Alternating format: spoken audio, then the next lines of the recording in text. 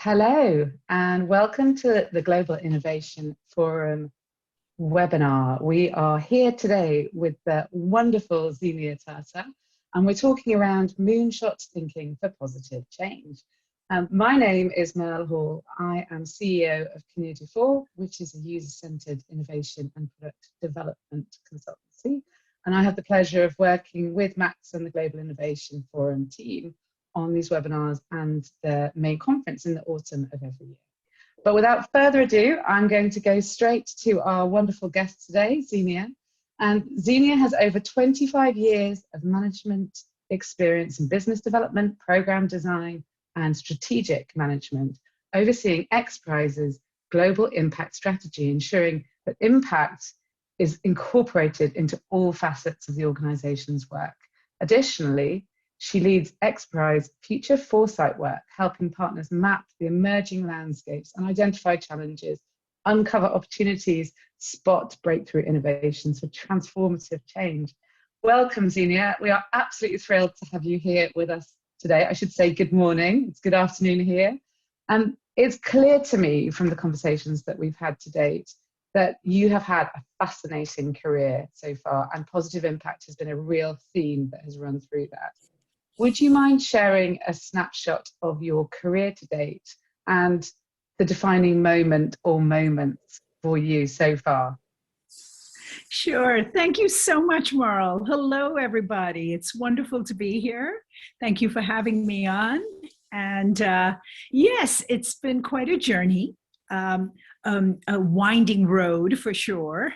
And if I think about highlights from the career, they're mostly marked with oh shit moments more than anything else about what am I getting myself into now, and why am I so compelled to do this next, and I think a lot of your audience who are entrepreneurs and innovators and change makers can relate to that. So the winding road is often marked by unexpected things, unexpected opportunities, and a lot of the opportunities when you're involved in social innovation, a lot of the opportunities actually come in the guise of problems, right? So there's a big problem in the world, and I think everybody can completely relate to what happened to the world in the last 18 months, for example, right? So COVID came about, there's a pandemic. Well, a lot of us saw this as great opportunity,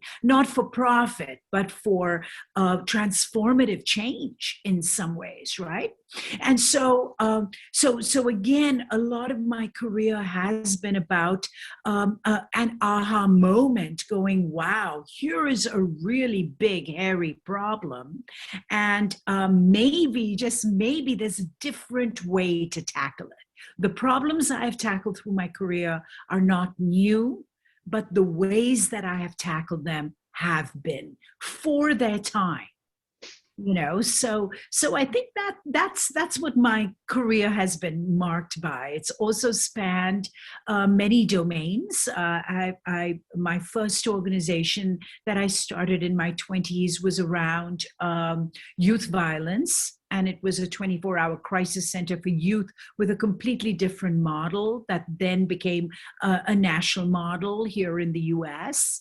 And so it spanned from that to the work I do now at XPRIZE, which touches everything from space exploration to climate change to being able to map and understand our rainforests, or to use artificial intelligence for greater good, or pulling carbon out of the atmosphere in the oceans to halt and then reverse climate change. So again, the career has taken a lot of twists and turns, but the theme of innovation and the theme of a different level and different type of thinking has been the common thread that has pulled all the way through.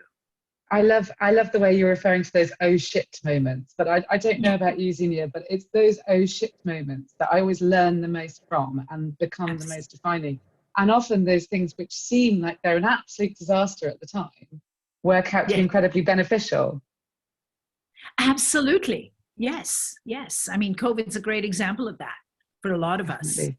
Yeah, Definitely. yeah, yeah. So, Zenia, what were the early lessons that you learned in your career? I know you've talked previously to me about this amazing sort of new way of thinking in terms of how we work with young people and how that changed the status quo. And clearly Yes, that's another theme, isn't it? That disruption of status quo with that's innovation. correct. And what did you learn sort of through all of those processes? What did you need to kind of change or adapt or train to help you succeed? Yeah, I mean, the learnings have been constant, right? And I think the early thing that you learn is the ability to pivot quickly, to, you know, the catchphrase is to fail forward, right? To fail fast and forward and cheap, you know. But really what it is it's not a full-on failure. It's not a splat, you know, on the pavement with your face in the dirt. It really isn't. It's catching yourself and constantly evolving, you know. And so I think one of the first things or the earlier lessons was not to get too attached to your ideas because they will change, because because they will be forced to change. The circumstances around it will force you to pivot, you know. And so kind of learning that again, if you get too attached to those ideas and your ego gets too wrapped up in it, which is only natural for us, we're all in love with our own ideas. We're all in love to hear ourselves speak. I mean, it's true. And but can you back off from your own idea enough to allow for another way? Even if that other way is completely disruptive to your original idea. And you find that a lot of times that evolution of thought, the rapid prototyping, if you will, of ideas happens when you step back and allow for other points of view to come in. Even if those points of view are just the chatter in your head, it's okay, you know? So I think that was a really early and hard lesson to learn. Yeah, I think that's to me, it sounds like what you're describing is the growth mindset, isn't it? And it's you identify the problem, but instead of going straight to it yourself, you know, empowering and enabling others around you as well to be part of that solution, which is it's a different way of thinking, isn't it, to probably what we've seen traditionally in business. Absolutely, absolutely.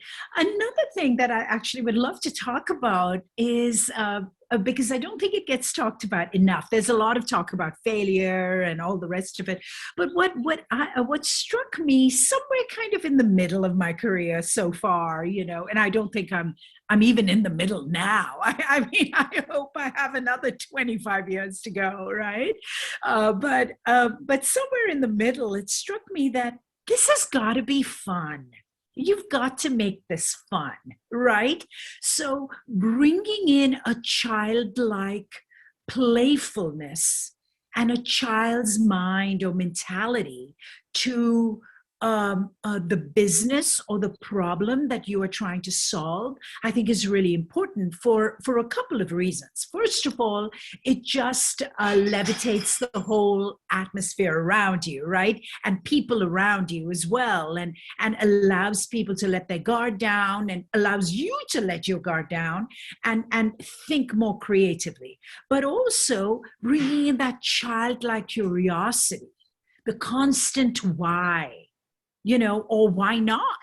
You know, whatever Yeah. the question is, but to constantly allow yourself to ask that.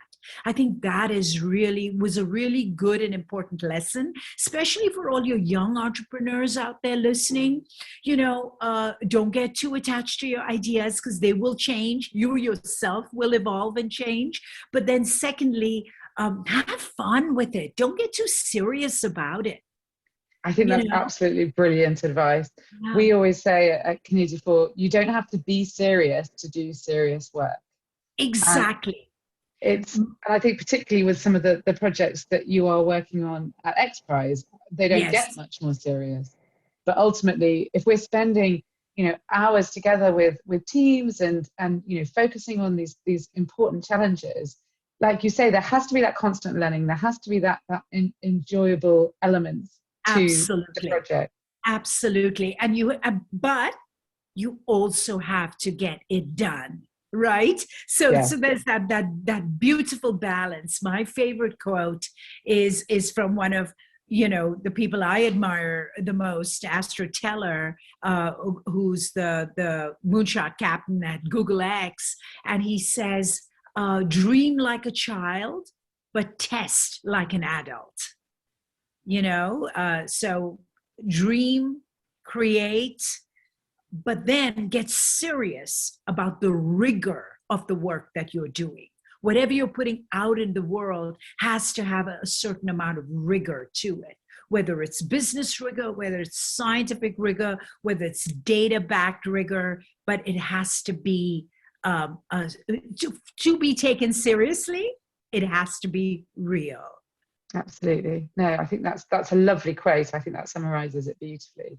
It's also clear, Zenia, from kind of the work that you've focused on, that there's a real sort of passion for you around diversity, improving broader representation through enablement and empowerment. And could you share some thoughts with our listeners here today as to why that is so important to you? Yeah, absolutely. So it's the diversity and inclusiveness angle that I take, have always adopted, goes beyond gender and race and geographic diversity. It's really about diversity of views.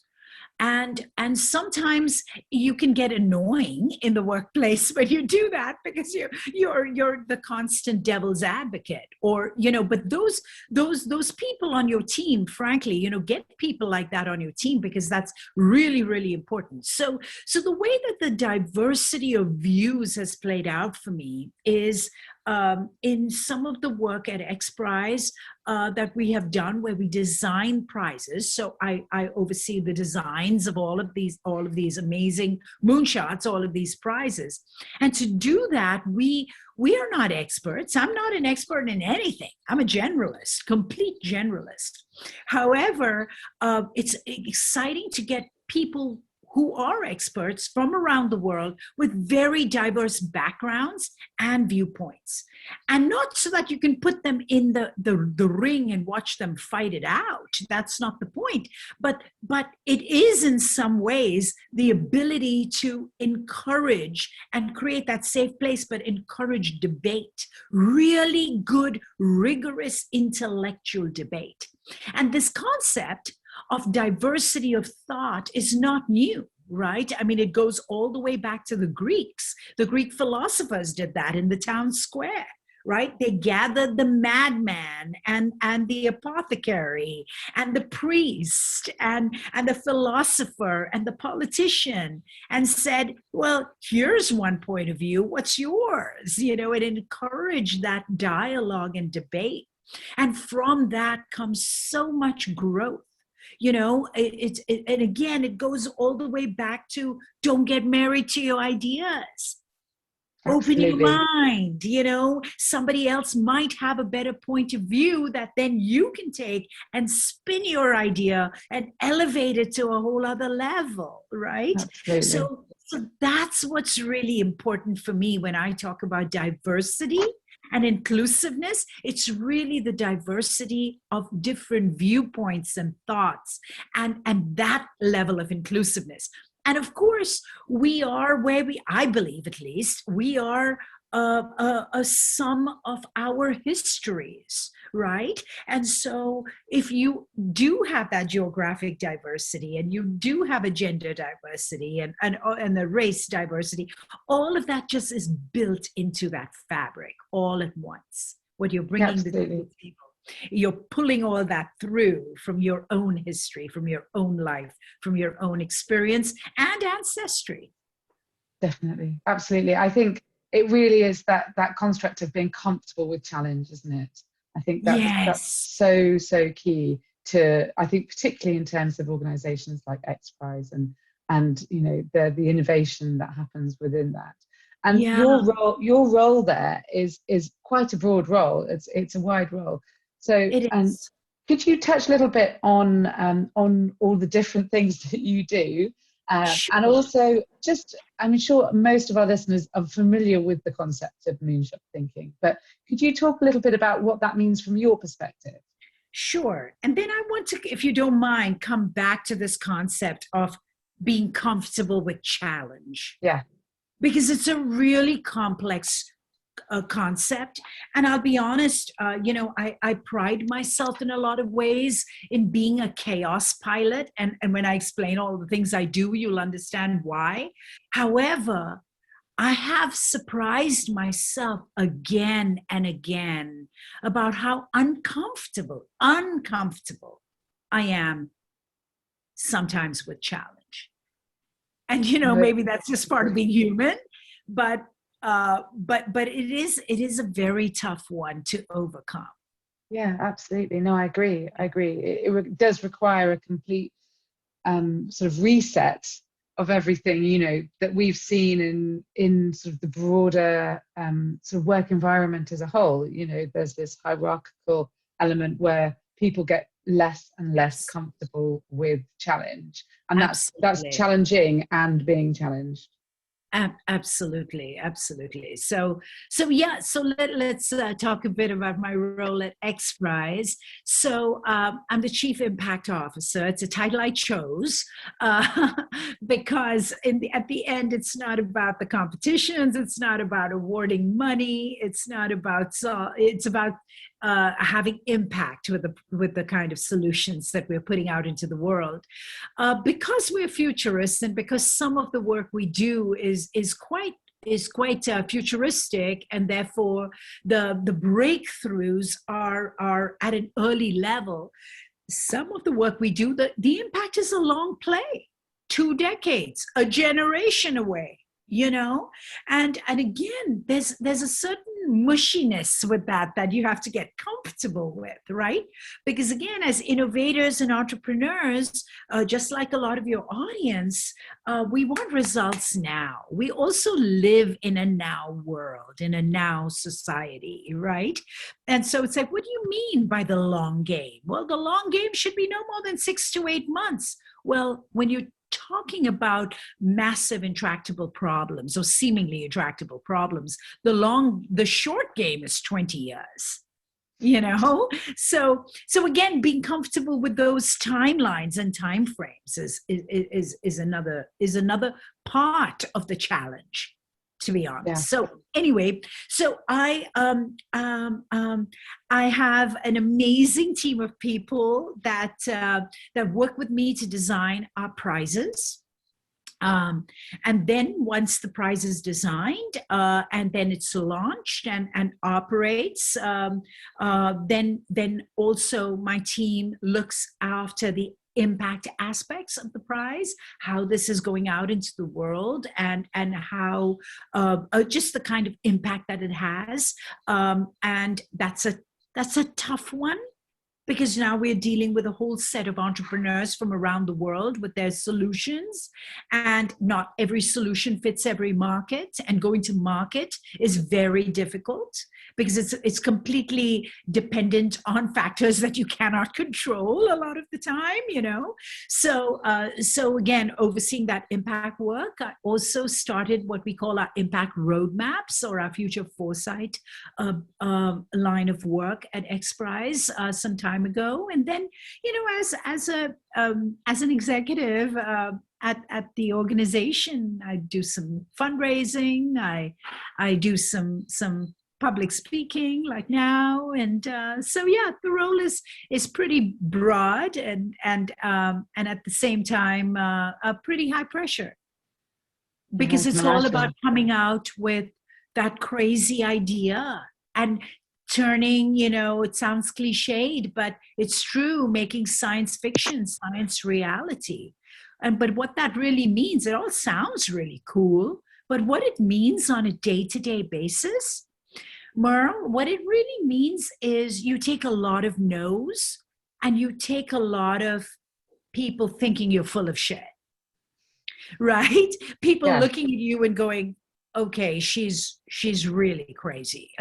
Oh, that's she's just trying to be sensational. That's such a crazy idea. That will never happen. When you have experts around the world telling you that again and again, that, oh, right, well, that's never going to happen. And you still keep pushing that line because you know that by the laws of physics, it is possible. And if you think about a problem from a first principle standpoint, when you break it all down, you can see a pathway that possibly could work at an unprecedented scale. And then you've got to push that belief through the wall of the PhDs and the experts and the people who have invested in keeping the status quo. I mean, talk about energy. Let's talk about, the energy space. Like, I just finished designing a prize with my team that is all around new oil, green energy, chemical energy, new oil. Well, look at the barriers that we would face, right? And so anyway, so that is also a big part of the work is pushing through those barriers. Yeah. So Zenia, because I think there's a parallel here, because I think those no's that you hear, that's very much the case of where I would imagine, I might be jumping ahead here, but I imagine that diversity, which we were talking about and being so important in that diversity of thought, you probably don't see that in a lot of traditional scientists. Often, they've gone through similar processes, they've attended similar schools, they network within their own groups. So these theories often take years and years and years to surface, and goodness knows how many papers written on it. Exactly. And so there are these entrenched views that you are trying to break down and trying to move away from. Yes. And I think in some regard, I'm oversimplifying it here, but what we see with a lot of our attendees at GIF is they are often battling against the structure that exists within corporate. So I remember a quote from a few years ago saying, operational excellence is the enemy of innovation.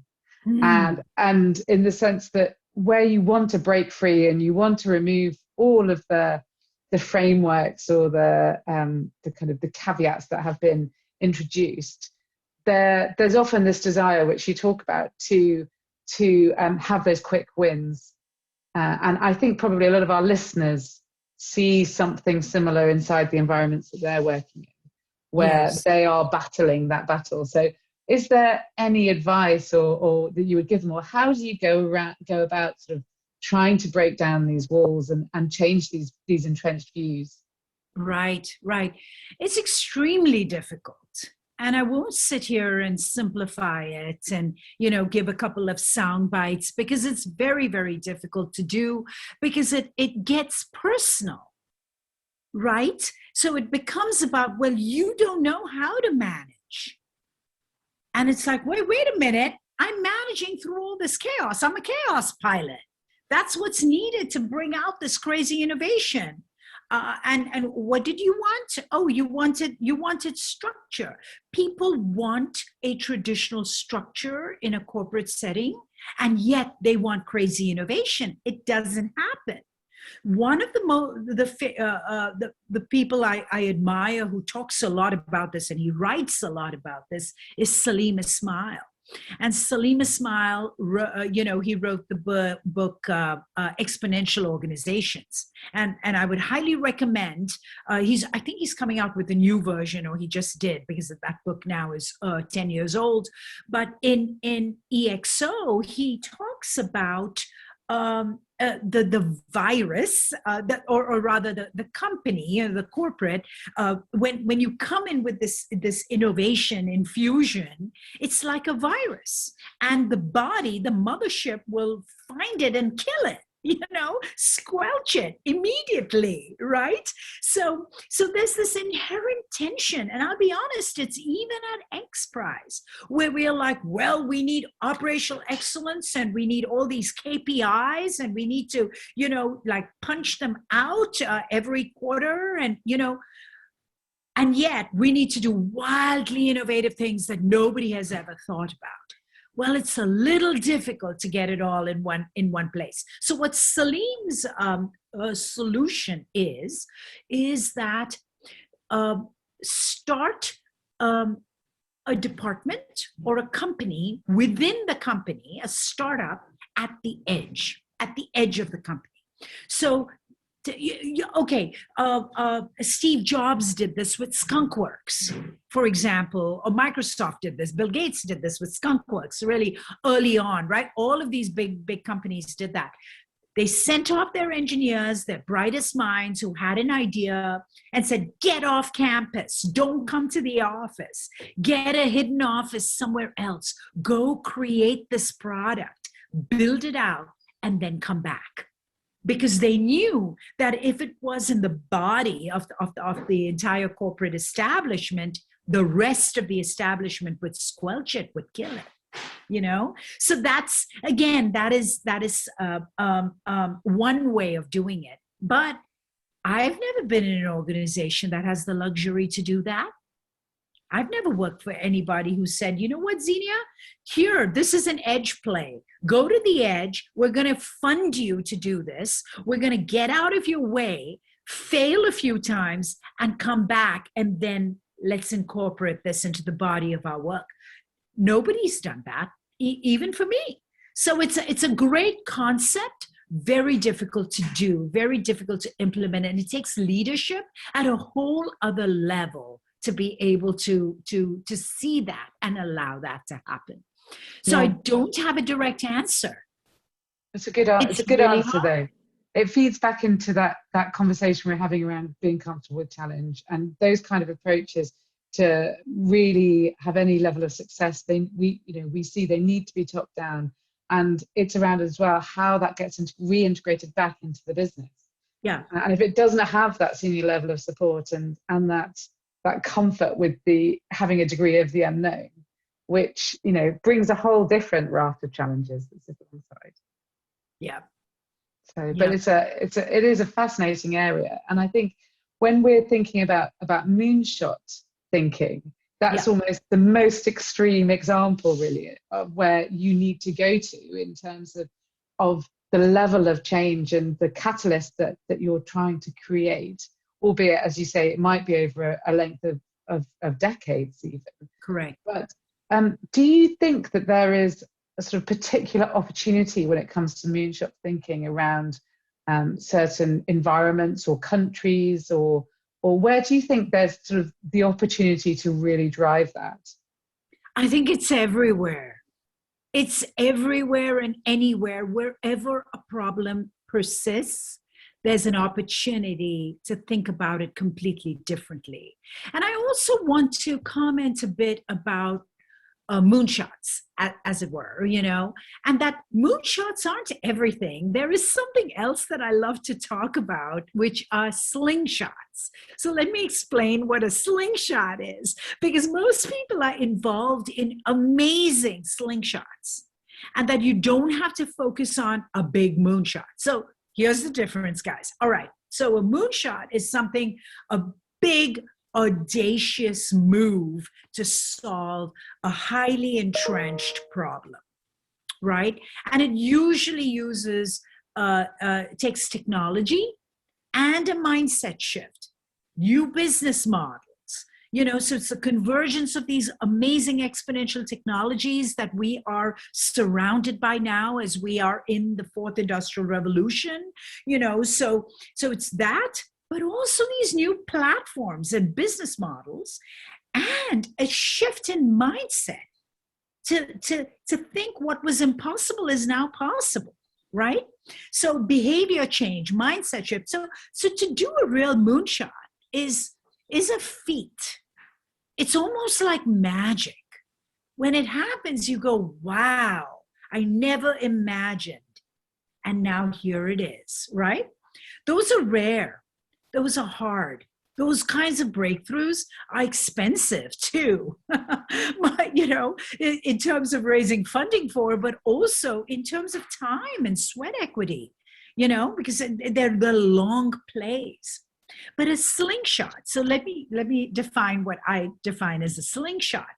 A slingshot does not come from the child's toy slingshot. That's not what I'm talking about.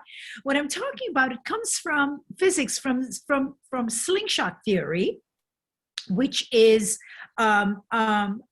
basically when you are say sending a rocket to the moon. All right. So what you do is you use the gravitational force of the Earth to actually sling your rocket around and get more and propel its way to your given trajectory. So it's using sort of the gravitational pull of a large object like the Earth or the Moon to move your machine forward, right? So now I'm going to use that analogy and explain a slingshot. So what if we use the gravitational pull of mega trends, existing trends that are happening in business or in the world? COVID, again, I keep coming back to COVID, but it's such an awesome example of this, right? What if we use the pandemic and the problems and the opportunities created by it and the gravitational pull of that trend of how people are thinking, working from home or whatever it might be, to push your product or your idea forward? That's a slingshot. There are amazing slingshots out there, and there are amazing people working on them. Most people are not crafting their moonshot. They're crafting a series of slingshots, and they are beautiful, and they need to be celebrated just as much because they take just as much chutzpah, they take just as much discipline, they take just as much gumption to be able to do it. Absolutely. And they're also, they've got the awareness of what's going on around them to understand how they can leverage what's already there, which I think is often half of the battle. If you can get that propelling sort of motion driving you forward that you're describing, then Yes. and use that, then ultimately you're going to take people with you who otherwise you may not be able to. Absolutely. Absolutely. Also, going back to one of my first points, it makes the pivots easier. Because if you're tuned into the trends, and you're tuned into where this is going, you can see where it's going to go next, which means if you have to pivot to change to meet that, you've got a head start. Why? Because you're paying attention, your lights are on, right? Yeah. And obviously we've referred to COVID. I think that absolutely has spun many slingshots out of that. But what other megatrends are you seeing that you're really excited by at the moment, or what other events are you seeing coming up that you think are brilliant opportunities? Well, I mean, they're all over. Like, we could go domain by domain, but when we talk about like the mega trends, we're talking about things like by the year 2050, there's going to be 9.6 to 9.8 billion people on our planet. We're going to see massive explosion on the African continent. Is going to double in population size. Asia is going to double. The West is going to stay as it is or actually dwindle a little bit. So again, we're seeing a shifting world. We're going to see by the year 2025 and definitely by the year 2030, massive connectivity. What happens when 7 billion people come online? What does that mean? They're coming online with everything, right? With their dreams, with their ideas, with their products, with their stupid cat videos. I mean, whatever. They're coming online with all their junk, right? But what does that mean for the world? What does that mean for shifting marketplaces? What does that mean to be a trendsetter in a world where anyone and everyone can create that, can create a presence virtually, right? So, I mean, that's a huge opportunity, just connectivity. The speed of business is so much quicker. Financing is so much more accessible, right? I mean, no longer do you need $100,000 to $150,000 to do a startup. You can bootstrap something for $5,000. So again, I mean, those are amazing trends. The speed of business, the speed of connectivity, this massive population explosion. Yes, there's a downside. Of course, there's a huge downside to it, but it's all about understanding, what does this mean for you and your business? And how do you capitalize on the positive parts of this? Or how do you flip the negative to a positive, right? Exactly. Yeah. How do you preempt the challenges and find answers for them? Absolutely. And then look at the workforce. I mean, we've got AI, we've got robotics advancing at an amazing level, but AI, oh my God, once we look at, general AI, right, AGI, we're going to be breaking boundaries like never before, And then we've got this added layer now coming in, creeping into our consciousness about quantum computing, and what that's going to do in every domain with any and every problem, being able to get solutions with every variability built in. I mean, how exciting and terrifying. I just hope our human minds don't get too lazy. Well, that's it. Or how we're going to actually have to start, the degrees at which we're going to have to start using the full capability of our brains, and how we can start to access that. I mean, you're right. I think those kind of opportunities clearly, and the speed at which they're approaching, are areas that need that slingshot and moonshot thinking. Otherwise, absolutely, the world will be left behind. And just in terms of the work that you're doing with XPRIZE, Zenia, what innovation models have you seen working best, or what models have been most successful? Merle, I don't know if I understand that question, because I don't really study any innovation models. It's a lot more intuitive, and a lot more intuitive is a better word for it.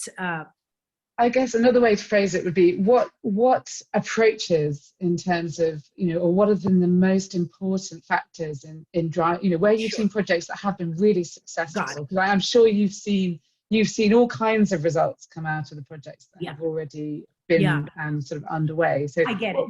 What drives success in those projects? I get it. Yeah. So one thing about innovation that anyone who's involved in the space, truly deeply involved in it, immediately knows, is that it takes a lot of discipline. Innovation is not happenstance. It's not a great idea. Everyone has great ideas. We all do, all the time, especially in the shower. Or after 2 glasses of wine. Yeah, right? or walking in a lovely field. Yes, it's true. Exactly, or walking out in nature, right? Yeah. But that's not innovation. The practice of innovation takes a ton of discipline. So here's what I found. What I found is it has to be time bound, and the pace has to be set. So I'll tell you how that translates, right? So I designed a 100-day innovation sprint to design our prizes. It has components to it, almost week by week. It has a linear structure, but in reality, it operates in a slightly nonlinear way. Not exactly nonlinear. They just tracks operate in parallel, but there are interdependencies, one phase versus the other, right? So discipline,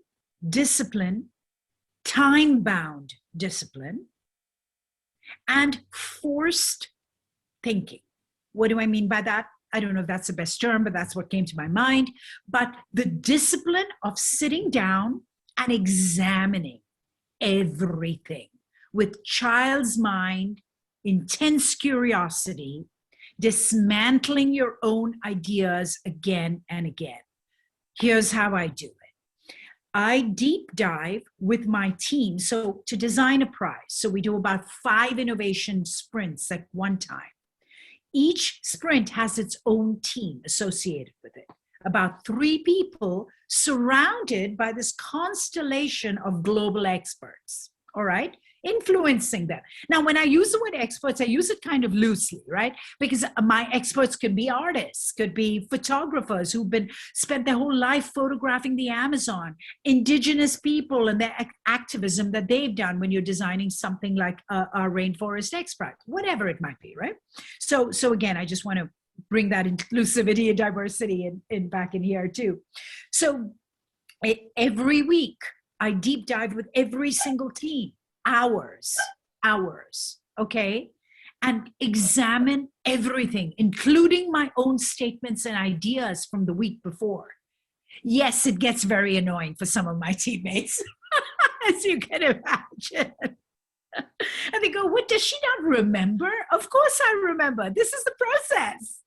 This is the discipline. It has to be very disciplined and very time-bound, because otherwise it becomes this long-winded research project that has no end and can go forever. The other thing, so time-bound, disciplined examination on a regular basis, right? Not being attached to your ideas, allowing them to evolve, allowing them to free flow, seeing the confluences that emerge naturally through dialogue and conversation and debate, right? All of those things are important. And then the childlike mind, really going, really? Why did we love that? Why did we love that? And they're like, oh God, are we going to change everything again? Maybe. Why did we love that? But then a point comes where you glom onto something. And for me, it's very quick. It's at about the 55 to 70 day mark in a 100-day sprint, right? So at about, you're halfway through your examination and you're done with that. Now you build it out. Then you spend the rest of the time building that out. So those are some of the things that I would say, that I use in terms of a method. Yeah, no, I think that makes an awful lot of sense. And I think there is something, isn't there, about that period of 100 days as well, which is, it's long enough to really drive some serious impact, but equally, you're still having to work at pace and really focus on the end goal and where you need to get to. Absolutely. And thanks for saying that word, because the other thing I wanted to say here, so very early in the project, we define the impact goals and say, why are we really here? What is this about? Right? And because again, we're, for social good, we turn to that. But if it's about profit, it's about profit. It's fine. But know what this is about. What do you really want to get out of it? What's the bottom line? And how often do you, I was going to say, Zenia, how often do you refer back to those impact all the goals time throughout the process? Yeah. I start every single deep dive with them. Yeah, is this, and then I ask, is this still true? Do we still believe this? And they evolve, they change, but they're usually tied to sort of the goals of the domain. So if you're doing something in energy, for example, they're tied to the general goals in the energy domain of moving towards an electrified planet, moving towards a greener planet, all of those sort of things, right? And so you start with pie in the sky and mother's milk and apple pie and all of those wonderful things, big dreamy words, big dreamy sentences for this preferred future. And then you narrow it and you narrow it and you narrow it. And, so the discipline again comes in of going back to that every single time, every week, revisiting. Absolutely. Focus. Focus. Yeah. And if any of I have a whole list of questions that I'd love to ask Zenia, but if anyone in our audience has any questions, please do enter them in the chat as well. We've got about 15 minutes left. So I think there's a huge amount of learnings in that process, and how that focus and that rigor as well really drives the journey forward to the end goal at pace. And equally, are there any things that you would really, really warn against, or things that you've done or you've experienced throughout your career which have massively hindered the process? That have massively hindered the process. Well, too much examination. At some point, you've got to just glom onto something and say, okay, this is it. Because there's always other ways. And so recognizing that, and as futurists, we always talk about the fact that there are multiple futures. There is no one future. Because the future is going to play out differently based on who you are and where you are in the world, right? And so there are multiple futures. And so same thing, you can't get so hung up on like I'm going to examine every single path, every single way. At some point, you have to make a decision and stick to it. Absolutely. Even if it's wrong, it's wrong. Yeah. You pivot. Yeah, exactly. And could you, Zenia, just share a little bit about the current prize that you're working on? Yeah, I would love to. I mean, we're working on a few prizes, but the one that I would love to talk about a little more today is the $100 million XPRIZE for carbon removal, funded by Elon Musk. And this is a landmark prize for the climate change work that needs to happen in this world. Mitigation strategies are extremely important for emissions. Policy reform is extremely important, etc., globally. However, we have surpassed the tipping point. We've passed it. And now we know that by the year 2050, we're going to have an industry that actively removes carbon dioxide from our oceans and from our atmosphere. The sink is too deep.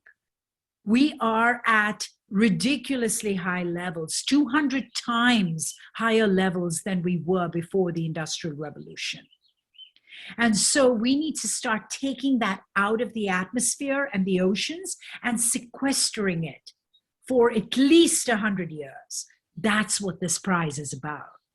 We have an open call to innovators. Send us your ideas, but you will have to build it. It could be an engineered system of sucking carbon out of the atmosphere. It's called direct air capture. Or it could be a natural system using agriculture, soils, planting trees, using rocks to sequester carbon. There's a lot of ways to do that. And so both natural systems and engineered systems are welcome. But we need to restore our Earth's carbon cycle. We have to do this work now to have a fully flourishing industry within the next couple of decades to take us out of this horror that we've put ourselves into. This is an opportunity to truly do something for not just the human species, but for every single species on planet Earth. Our very survival, our existence depends on it. And Zenia, what has the reaction been through sort of the fundraising networks, etc., through large corporations to this prize? Well, we haven't had to go out and do any fundraising recently because Elon Musk funded it for the full 100 million. We are offering $100 million in multiple layers of prizes. If you go to our website and read about our carbon removal prize, it lays it all out. And so we are in this open call for innovation and innovators right now. And I would love to see an uptick. And we've had tremendous results, by the way. We've had tremendous participation from around the world. And I'd love to see an uptick in that after this session as well. And also, as well as these incredible prizes at this incredible scale, probably, not seen in this world or, probably by any other organization in the near future. There are some alliances that XPRIZE have also started working Yeah, Welcome, the Zenia. alliance model is what we actually did, innovated on, and did out of desperation in March of 2020 when everything shut down. And we were sitting on our hands because a lot of our contracts froze and the world had frozen. We didn't know what to do. And we said, well, what the hell are we good at? Well, we're good at bringing people together to dialogue, to talk about the future, to talk about what's next, and to solve problems on a planetary scale. So let's do that. So we formed a pandemic alliance within a couple of weeks, launched it, had some amazing minds, corporate, medical, insurance companies, frontline workers, people just involved across the spectrum come to our alliance meetings. Everyone was sitting at home. Everyone's sitting on their hands, aghast, not knowing what to do. And it gave people a place to coalesce their thoughts and ideas into action. And so we quickly designed and launched some challenges that came out of that, including a pandemic prediction model using AI and big data, and a rapid COVID testing prize. So that's the alliance model. We loved it so much, people loved it so much that we said, I wonder if we can do this for something else. And so we launched a racial equity alliance after the Black Lives Matter movement erupted last June in the US and then spread around the world. And we're recently putting together and kicking off an energy alliance as well. Fantastic. It's brilliant to see that those coming to life alongside the prizes. We've got some great questions from some of our listeners today. We've just got a few minutes left, so I'm going to just pick out a couple. So we've got a question from Rafaela. How do you involve consumers or customers in your innovation process? Yeah. So again, in the group of experts that we assemble, right, we also talk about who is going to be impacted the most. But also when you ask that question to involve people, like who's going to be impacted the most? Let's talk to them. That's the obvious one. I also like to ask the question, and who is going to be left behind? And then try to understand from their perspective what that looks like and plays out. It's okay. You cannot involve everybody, and everyone cannot be first to market. Sometimes it's about the early adopters and then the later adopters. I mean, we've seen that in technology all the time, right? And that's good, as long as you recognize it. Again, if you go in with the lights in your brain on, then it's different. So you're going in aware, right? And so those are like critical questions to ask about who's going to be impacted. Let's go talk to them. Who's going to be left behind? And how will they be left behind? And understand that as well. Absolutely. Really, really important. Another question from Anna this time. So Anna says, agree on the greatness to have an impact, but what advice would you give when it comes to big, heavy companies where speed is not their virtue? Well, this goes back to my comments about that edge organization and Salim's, analogy with the virus. Speed is not a virtue in companies of any size, really, including XPRIZE. We have our failings and faults too, and sometimes we cannot work very rapidly. That's when you have to change the innovation model. However, you have to get buy-in at the top. It's just how it is. We still are working as innovators and moonshot thinkers and change makers. We're still working in a very old construct, right? The infrastructure, the mental construct around us still hasn't changed that much. We're still measuring impact in P&Ls and we're measuring it in bottom lines, right? And I'm not saying that that's a bad thing. That's a necessary thing. But the construct that we're all trying to innovate within is fairly old. And I think what COVID is doing is shaking that construct a bit. It's rattling the cage of that, going, oh, really? Do you really need $1 million office? Do you really need people to come to work and live in a very expensive city? Or can they live out in the countryside? Can they live out on top of a mountain like I do? You know, can they live out in nature? And and by doing that, can they bring another perspective, another energy, another prana or life force to work every day? Absolutely. And And all we're of, hearing the answer. And the answer is hell yes. yes.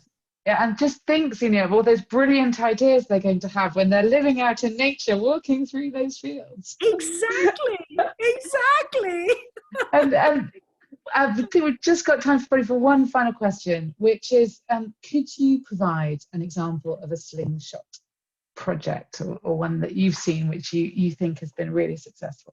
Oh yeah, sure. I mean, there's a lot of slingshot projects all over, but one that I'm trying to get funded right now and really want to do is in bioplastics for food stuff.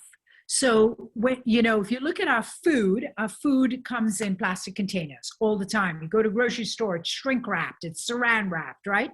And so there's that enough plastic that is food grade, that is good enough to touch meat, liquids, or dry goods, nuts, etc. Right?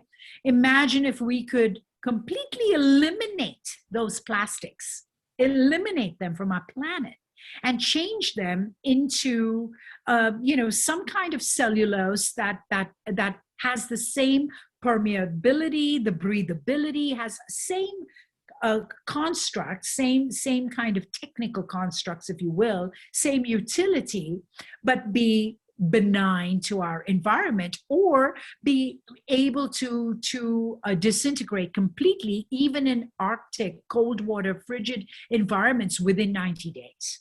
That would be a complete game changer.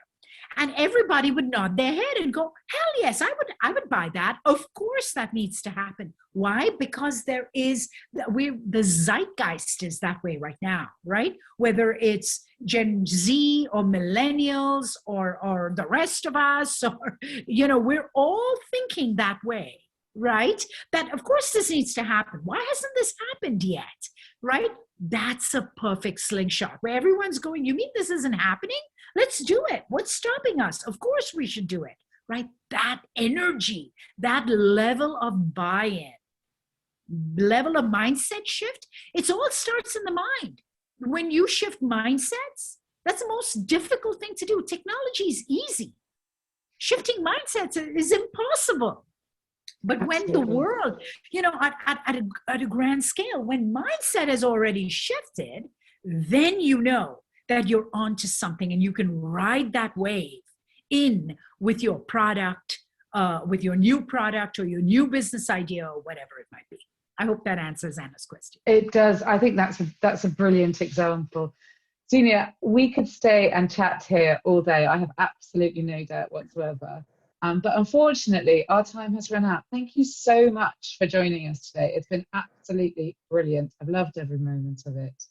Wonderful. Thank you so much. This has been an exciting conversation. Appreciate you having me on. And for all the listeners here and the ones to come, because now we're in this world of recordings and it's put out there on the internet, do connect with me on LinkedIn. That's the best way to connect. I don't do much social media, but I will connect with you on LinkedIn. And please, if you have any wonderful ideas about carbon removal, we have $100 million up for grabs, and everybody should be thinking about some amazing ideas to actually change the trajectory of every species on our planet. And dare I say it, save humanity.